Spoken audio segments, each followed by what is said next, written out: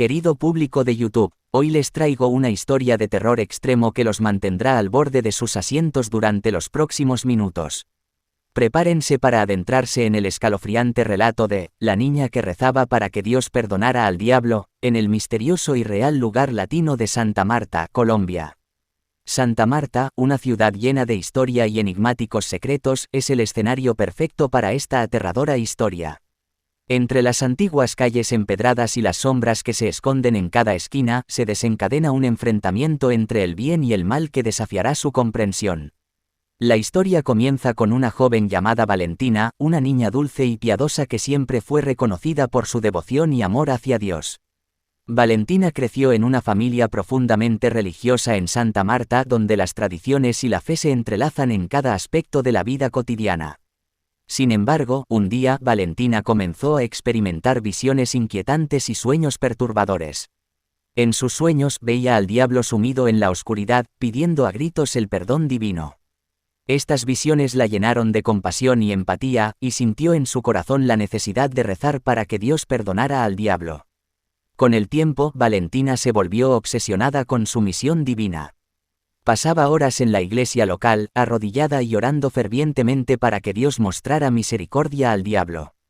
Sus plegarias se volvieron más intensas y su devoción se convirtió en una obsesión enfermiza. A medida que Valentina se sumergía más en su búsqueda de redención para el diablo, su apariencia comenzó a cambiar. Su rostro angelical se volvió pálido y su mirada reflejaba una oscuridad desconocida.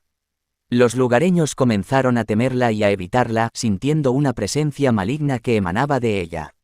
El terror se apoderó de Santa Marta cuando sucedieron sucesos inexplicables y aterradores.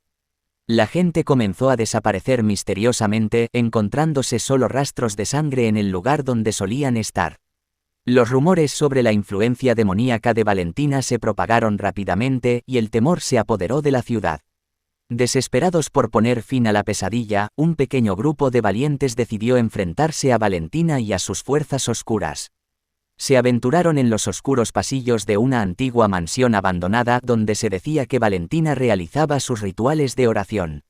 La confrontación fue aterradora y desgarradora. Valentina, bajo la influencia de fuerzas demoníacas, desató su ira sobre los intrépidos luchadores. Una batalla épica entre la luz y la oscuridad se llevó a cabo en los oscuros rincones de la mansión, mientras Santa Marta temblaba bajo el poder sobrenatural que se desataba.